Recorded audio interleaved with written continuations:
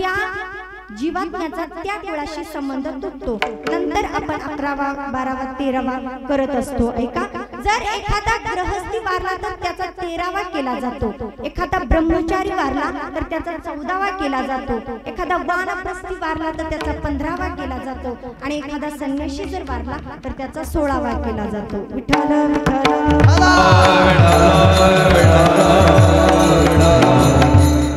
उत्तर भारतात याला सोडशी असं म्हणतात। आपल्याकडे जसा 13वेचा कार्यक्रम केला जातो त्याचप्रमाणे उत्तर भारतामध्ये सोडशी भंडाऱ्याचं आयोजन केलं जातं। तर ऐका, हे झालं 16 दिवसाचं कर्तव्य। हे पुत्राचं 16 दिवसाचं कर्तव्य हे प्रत्येक पुत्राने केलंच पाहिजे। 16 दिवसाचं कर्तव्य संपलं की महिन्याचं कर्तव्य चालू होतं आणि महिन्याचं कर्तव्य हे देखील पुत्राने केलंच पाहिजे। जो जीवात्मा ज्या तिथीला गेलेला आहे त्या तिथीला त्याला जेवू घालावं लागतं आणि हे याला काय म्हणतात तर मासिक श्राद्ध असे म्हणतात। महिन्याची महिन्याला त्याला जेवू घालावं लागतं। हे मासिक श्राद्ध कुठपर्यंत करायचं असतं तर हे मासिक श्राद्ध आपल्याला 12 महिने करावं लागतं आणि 12 महिन्याच्या नंतर येतं ते वार्षिक श्राद्ध, त्याला वर्ष श्राद्ध पुण्यस्मरण असे म्हणतात। मग इथपर्यंत पुण्यस्मरणापर्यंत पुत्राचं कर्तव्य आहे। पण महाराज अलीकडील काही बुद्धिजीवी वर्ग तर्क वितर्क करत असतात। ते म्हणतात हे पिंड प्रदान करणं, उदक प्रदान करणं, दशक्रिया विधी करणं, वर्ष श्राद्ध करणं हे करायची काय गरज आहे? हे नाही केलं तर जमेल का म्हणे? ते पिंड प्रदान करणं, उदक प्रदान करणं याला ते अंधश्रद्धेमध्ये मोडू लागले। ते म्हणतात की जो जीवात्मा त्या कुळामधून गेलेला आहे मग हे सगळं करणं काय गरजेचं आहे असं काही बुद्धिजीवी वर्ग म्हणतात। पण ऐका, रामायणामध्ये जेव्हा दशरथ राजा गेले तेव्हा रामप्रभूंनी सगळा विधी केला। एवढंच नव्हे तर महाभारतामध्ये जेव्हा कौरव आणि पांडवांचं युद्ध झालं तेव्हा कुंती मातेने सुद्धा धर्मराजाला सांगितलं, धर्मा तू मोठा आहेस, तू यांचा यथासंग विधी कर। तेव्हा धर्मराजाने सुद्धा महाराज विधी केला। मग रामप्रभू आणि धर्मराजा हे का वेडे होते का? म्हणून याला अंधश्रद्धा म्हणता येणार नाही, तर आपल्या पितरांच्या सद्गतीसाठी आपल्याला पिंड प्रदान, उदक प्रदान करणं हे गरजेचं आहे। विठ्ठल विठ्ठल।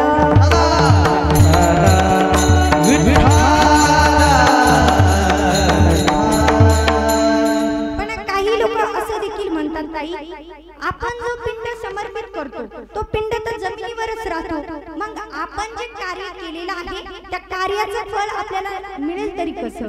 तर ऐका, भगवंतानी एक पितृदेवता नावाची रचना केली आहे। बघा, आपण जे कार्य करतो ती पितृदेवता नावाची जी काही रचना आहे ती काय करते महाराज, आपण केलेलं कार्य त्या जीवात्म्यापर्यंत पोहोचवण्याचं काम करत असते, म्हणून आपल्याला ते फळ मिळत असतं।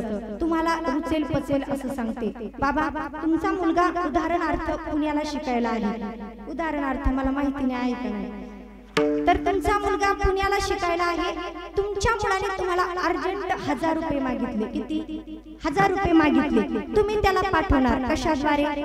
फोन पे द्वारे, गुगल पे द्वारे तुम्ही त्याला पैसे पाठवले, त्याला गेले, पण ते जाताना तुम्हाला दिसले का? दिसले का? नाही। महिला मंडळ लाडकी बहीण योजना चालू आहे सध्या, 1500 रुपये आले का? 1500 रुपये तुमच्या अकाउंटला आले, पण ते येताना दिसले का? नाही दिसले। म्हणून त्याचप्रमाणे आपण जे कार्य करतो ते कार्य पितृदेवता नावाची जी रचना आहे ती अदृश्य रूपाने त्या जीवात्म्यापर्यंत पोहोचवण्याचं काम करते आणि आपण केलेल्या विधीचा आपल्याला फळ मिळतं। विठ्ठल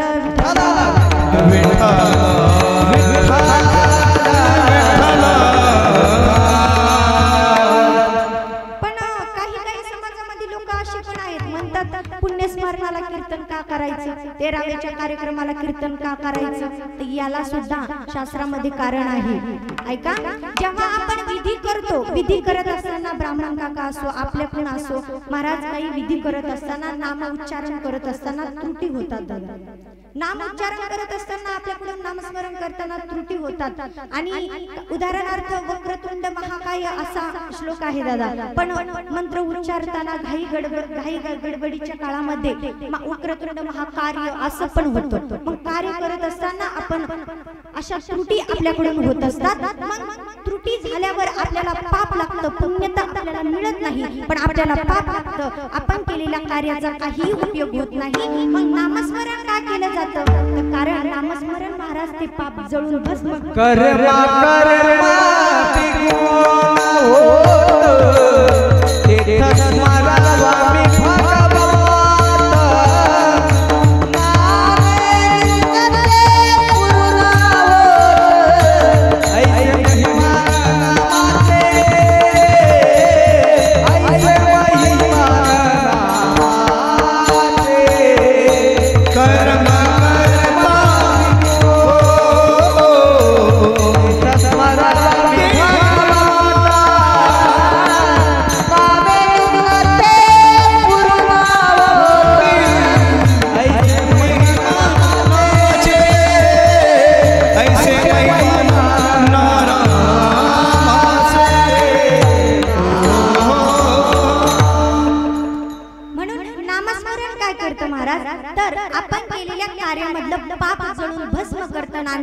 पुण्याची प्राप्ती होते। नामस्मरण महाराज साधन सोपं आहे। नाम संकीर्तन साधन पै सोपे, जळतील पापे जन्मांतरीचे। तुम्ही नामस्मरण जर केलं तर तुमच्या कार्यामधलं पाप जळून तुम्हाला पुण्याची प्राप्ती होते। एवढंच नव्हे तर कार्यामधली न्यूनता जाऊन तुमच्या कार्याला पूर्णता येते। श्रीमद भागवतामध्ये भगवान म्हणतात की कार्य करत असताना जर माझं स्मरण केलं तर तुमच्या कार्यामधली न्यूनता जाऊन तुमच्या कार्याला पूर्णता येते। विठ्ठल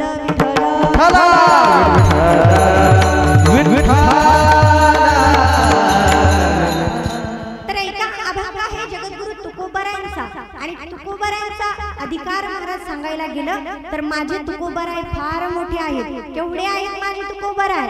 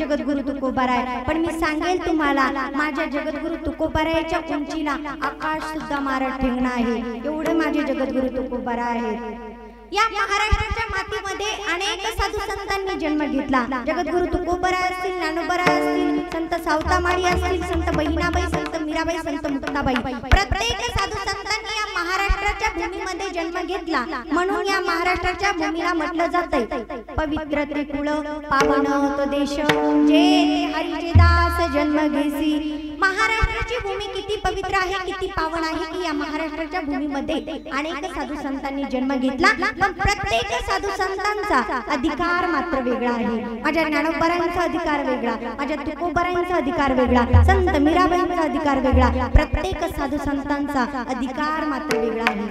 पण प्रत्येक साधू संतांचा अधिकार मी तुम्हाला सांगणार नाही। ज्या महापुरुषांचा भाग सेवेकरिता घेतलेला आहे त्या जगद्गुरु तुकोबारायांचा अधिकार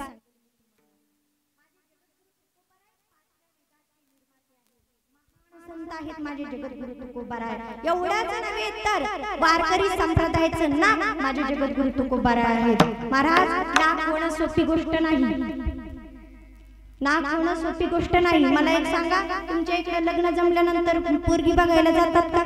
मुलगी बघायला जातेत ना? मला एक सांगा, एखादी मुलगी दिसायला फार सुंदर आहे पण तिला नाकाचा पत्ताच नाही महाराज.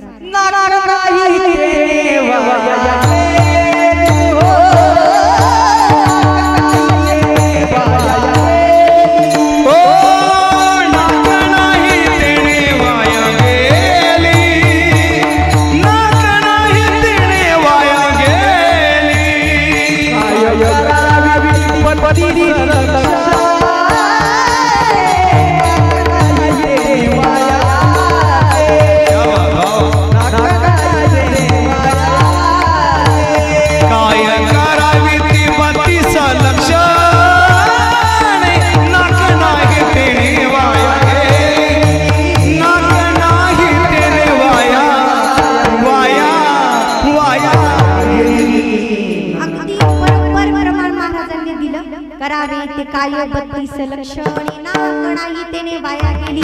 एखादी मुलगी दिसायला फार सुंदर आहे पण तिला नाकाचा पत्ताच नसला, आवडेल की ती आपल्याला? आवडेल का? नाही. पण पण एखादी मुलगी दिसायला सावळी आहे पण तिला सुंदर असं टोकदार असं नाक आहे, आपल्याला ती आवडेल ना? आवडेल ना? चांगलाच अनुभव आलेला दिसतोय. विठ्ठल विठ्ठल.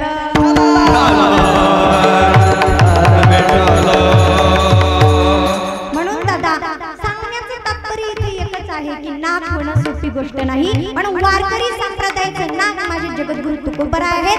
जगद्गुरु तुकोबरायांनी आपल्या जीवनामध्ये येऊन इतकं नामस्मरण केलं की जगद्गुरु तुकोबरायांनी भंडारा माळावरती जावं, भगवंताचं नामस्मरण करावं. पण ज्या वाटेने माझे जगद्गुरु तुकोबराय भंडारा माळावरती नामस्मरण करण्याकरिता जात होते त्या वाटेच्या दगडांनी विठ्ठल विठ्ठल म्हणावं यात काहीच नवल नाही. पण ज्या वाटेने माझे जगद्गुरु तुकोबराय जायचे ती पाऊल वाट सुद्धा विठ्ठल विठ्ठल असा जयघोष करत होती.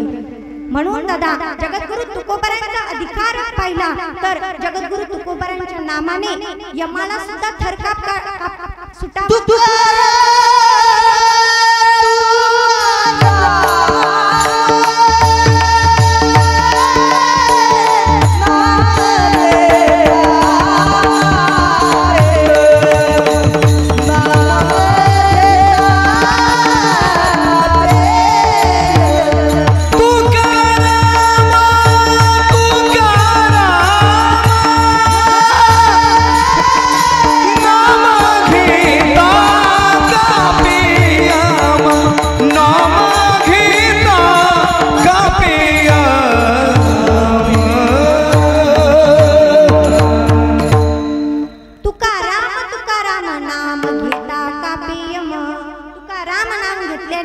यमाला सुद्धा थरकाप सुटावा एवढा महाराज तुकोबरायांचा अधिकार आहे. याच्याही पुढे जाऊन सांगेल मी तुम्हाला. पंढरीशी पांडुरंग परमात्म्याने जगद्गुरु तुकोबरायांचे पित्र जेऊ घालावेत एवढे अधिकार संपन्न माझे जगद्गुरु तुकोबराय आहे. म्हणून अशा अधिकार संपन्न महापुरुषांचा भंग मी सेवेकरिता घेतलेला आहे. जगद्गुरु तुकोबराय म्हणतात, आपुलिया हिता जो असे जागता धन्य माता पिता तयाची या. जो कोणी आपल्या हिताच्या ठिकाणी जागा आहे त्याला तुकोबराय धन्यता देतात पण त्याच्या आई वडिलांना सुद्धा देतात. विठ्ठल विठ्ठल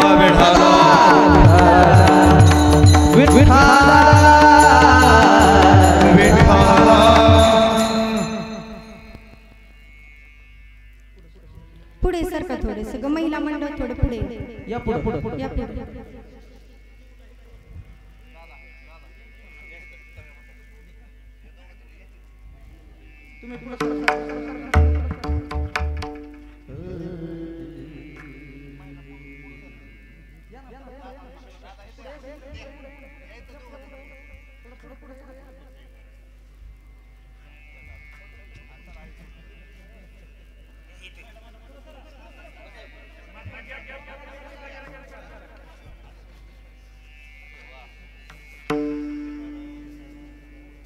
विठ्ठल विठ्ठल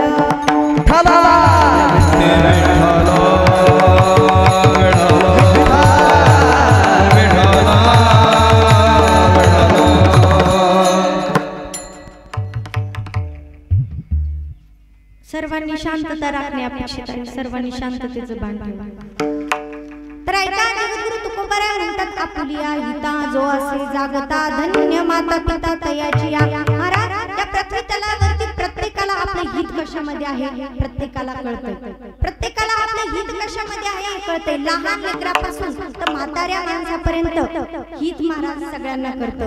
एखादं लहान लेकरू आहे त्या लेकराला म्हटलं बाळा इकडे ये, ती येणार नाही दादा, पण त्याच बाळाला मी म्हटलं बाळा हे बघ चॉकलेट धर तुला, ते लगेच महाराज माझ्याकडे पळत येईल. म्हणजे लहान लेकराला सुद्धा आपलं हित कळालं. म्हणून या जगामध्ये प्रत्येकाला आपलं हित कळतं. मग आपलं हित नेमकं आहे तरी कशामध्ये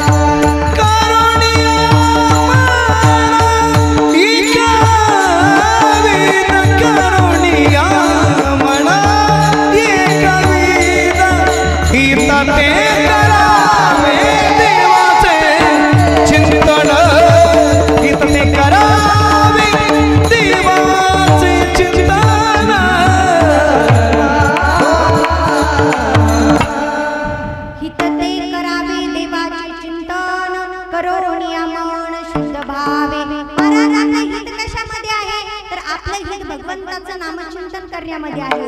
याच देहामध्ये आपलं हित आहे. भगवंताने सुंदर असा अनमोल असा आपल्याला नरदेह दिलाय. कशाकरिता दिलाय? देवे दिला देह भजन गोमटा तो या झाला घाटा बाधिकेचा. भगवंताने आपल्याला सुंदर असा नरदेह दिलाय. कशाकरिता दिलाय महिला मंडळ? भजनाकरिता का भोजनाकरिता? कशाकरिता? बोला बोला बोला कशाकरिता? महाराज या जिथं नाही तिथं बोलणार आणि इथं बोलणार नाही. तुमच्याकरिता सांगते ऐका. एक नवीनच महाराज मुलगी होती, तिचं नवीनच लग्न झालं होतं. लग्न झालं होतं. रोज नवऱ्याला म्हणायची अहो मला साडी घ्या ना. रोज नवरा कामावरून घरी आला की रोज तिचं अहो 6 महिने झाले लग्नाला मला साडी घ्या ना. नवऱ्याला महाराज रोज तिचं हे ऐकू ऐकू तिला नवऱ्याला कंटाळा आला. नवऱ्याने काय केलं? एके दिवशी महाराज तिला इंदापूरला नेलं. मोठ्या साडी सेंटर मध्ये तिला नेलं आणि नेल्याच्या नंतर महाराज तिनं भला मोठा साड्याचा ढिगारा त्या दुकानामध्ये लावला आणि एक साडी पसंत केली. आणि एक साडी पसंत केल्याच्या नंतर महाराज ती साडी होती 6000ची. 6000ची साडी तिने पसंत केली आणि 6000ची साडी पसंत केल्याच्या नंतर दुकानदाराकडे बिल द्यायला गेले. दुकानदार म्हटला हे बघा साडी 6000ची आहे, पण आमच्या इकडे दिवाळीमुळे 50% ऑफर डिस्काउंट आहे. तुम्हाला साडी 5000ला पडेल. तुम्हाला 5000 रुपये द्यावे लागतील. मग आता बिचारा आपल्या खिशात आता गावलू लागला नवरा आणि पैसे देऊ लागला. ती म्हणली वा मागा तुम्हाला काय कळतं? मग दुकानदाराला म्हटली म्हणे किती झाले? दुकानदार म्हटले ताई साडी 6000ची आहे, पण 50% डिस्काउंट असल्यामुळे साडी तुम्हाला 5000ला पडेल. ती म्हटली दुकानदार म्हणे रोजचं ग्राहकाला असं करत असते का? म्हणे रोजचं चहा झालं 6 वर्ष तुमच्या दुकानात साड्या घेते मी. लग्नाला किती महिने झाले महाराज? 6 महिने. आणि ही काय म्हणते 6 वर्षापासून तुमच्या दुकानात साड्या घेते, रोजच्या ग्राहकाला असं करत असते का? म्हणे दुकानदार म्हटला ताई साडी तशीच घेऊन जा, फुकट घेऊन जा, खोटं काही बोलू नका. 2च महिने झाला आमच्या दुकान पडून. म्हणजे जिथं नाही तिथं या बोलत आणि जिथं बोलत तिथं बोलत नाही. विठ्ठल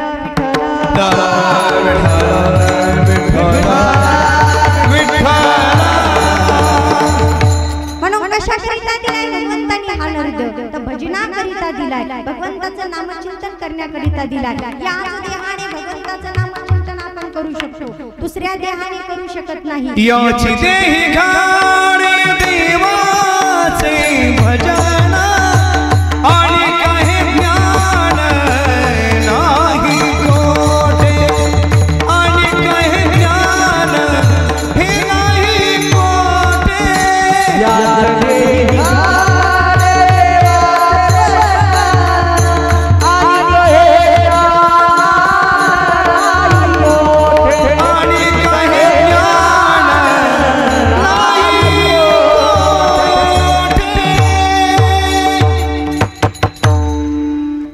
देही गडे देवाचे भजन अनेक हे ज्ञान नाही कोठे. म्हणून महाराज याच देहाने आपण भगवंताचं नामचिंतन करू शकतो, दुसऱ्या देहाने आपण करू शकत नाही. महाराज बैल करतील का भजन, गाढव येतील का कीर्तनाला, म्हशी एकादशी धरतील का, नाही धरणार. म्हणून याच देहाने भगवंताचं नामस्मरण करू शकतो. या देहाची अपेक्षा महाराज स्वर्गातले देव सुद्धा